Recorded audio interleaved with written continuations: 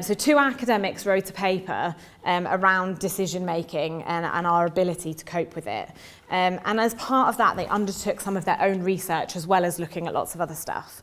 And they wanted to challenge the notion that the human ability to manage and the human desire for choice is unlimited. So wanted to challenge that notion.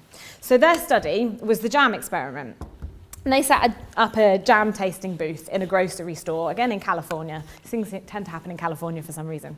This grocery store was chosen because it already had huge variety. So this store sold 250 varieties of mustard and 75 varieties of olive oil. And they're not the only things they sold, but that's an incredible amount of mustard, an incredible amount of olive oil.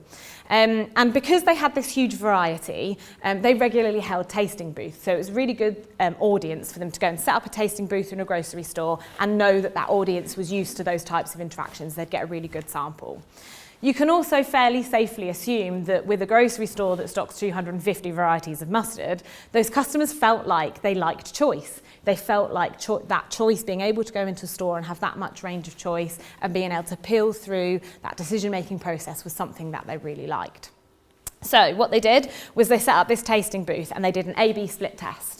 They offered half of the customers 24 varieties of jams, and they offered the other half of the customers 6 varieties of jam. And they alternated these on an hourly basis so that they could get a really good mix and know that they've got a fairly strong sample of people.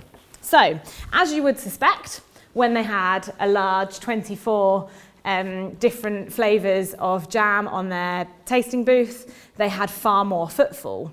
When they had just 6 choices, they had considerably less people coming over to their tasting booth. No real surprise, that's what we would expect. Amanda is frowning at me. There is a catch.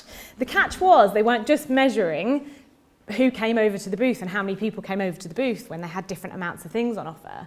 They were measuring purchase behaviour as well.